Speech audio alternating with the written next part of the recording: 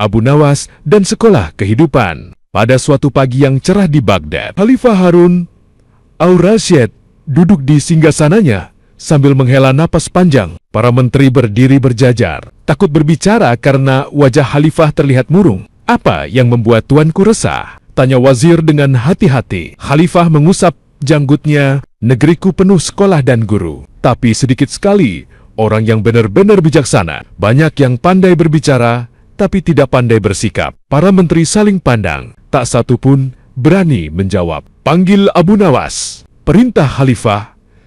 Akhirnya, tak lama kemudian, Abu Nawas datang dengan pakaian sederhana dan senyum santainya. Ia membungkuk hormat, tapi matanya tetap penuh kelucuan. "Abu Nawas," kata Khalifah, "aku ingin kau membuka sekolah. Sekolah yang bisa mengajarkan kebijaksanaan, bukan hanya hafalan." Abu Nawas mengangguk-angguk. "Baik, tuanku, tapi izinkan hamba membuka sekolah dengan cara hamba sendiri." Khalifah mengernyit, "Asal hasilnya baik." Keesokan harinya, penduduk Baghdad gempar. Di tengah pasar yang ramai, Abu Nawas duduk di bawah pohon kurma dengan sebuah papan kayu besar bertuliskan "Sekolah Abu Nawas. Belajar gratis, tapi tidak murahan." Orang-orang tertawa membaca tulisan itu. Sekolah kok di pasar? Gurunya Abu Nawas lagi. Pasti ada yang aneh. Namun karena kata gratis, orang-orang tetap berdatangan. Abu Nawas berdiri dan berkata lantang, "Siapa yang ingin menjadi muridku, silakan duduk. Tapi ingat,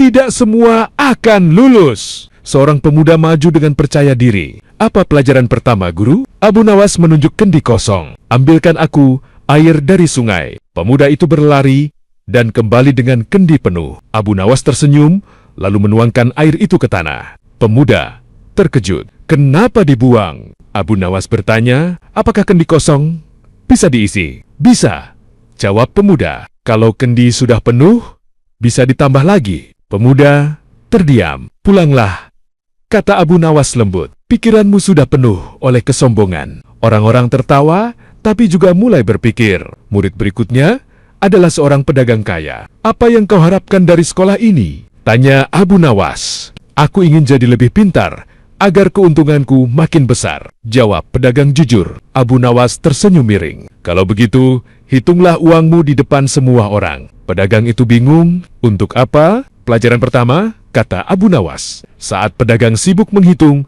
dompetnya jatuh dan beberapa koin tercecer. Anak kecil di dekatnya mengambil satu koin. Pedagang marah besar. Abu Nawas berkata tenang, "Ilmu tanpa akhlak hanya membuatmu pandai marah, bukan pandai hidup." Pedagang itu menunduk malu. Hari itu, tinggal satu murid, seorang anak kecil berpakaian lusuh. "Kau bisa membaca?" tanya Abu Nawas. "Tidak." "Menulis?" "Tidak." "Menghitung?" "Sedikit." "Kalau jari saya, cukup." Orang-orang tertawa mengejek. Abu Nawas justru tersenyum lebar. "Apa yang kau lakukan jika melihat orang jatuh?" "Aku menolong," jawab anak itu cepat. "Apa yang kau lakukan jika kau lapar?" "Aku bekerja." "Apa yang kau lakukan jika kau salah?" "Aku minta maaf." Abu Nawas menepuk bahunya. "Kau murid terbaik hari ini." Kerumunan terdiam. "Ilmu," kata Abu Nawas lantang, "bukan hanya di kepala, tapi juga di tangan dan hati." Kabar sekolah aneh itu sampai ke istana. Khalifah memanggil Abu Nawas. "Abu Nawas," kata Khalifah, "aku ingin mengujimu. Ajarkan satu pelajaran di hadapanku." Abu Nawas mengangguk. Ia membawa selembar kertas kosong. "Tuanku," katanya, "bacalah." "Ini kosong," kata Khalifah. Abu Nawas tersenyum. Benar, seperti pikiran manusia sebelum belajar. Tapi kosong bukan berarti tidak berguna. Yang berbahaya adalah kertas penuh coretan, tapi tidak bermakna. Khalifah terdiam, lalu tertawa keras. "Kau mengajarkan sesuatu yang tidak tertulis." Abu Nawas membungkuk. "Hamba hanya mengingatkan, tuanku.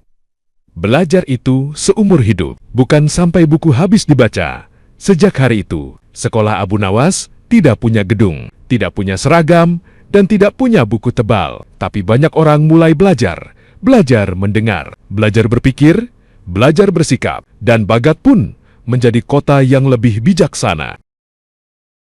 Nilai pendidikan dalam cerita, belajar tidak hanya soal akademik, rendah hati adalah kunci ilmu. Akhlak lebih penting dari kepintaran. Cara belajar boleh lucu, tapi maknanya dalam. Sekian dulu kisah Abu Nawas ini, sampai jumpa pada kisah berikutnya. Wassalam.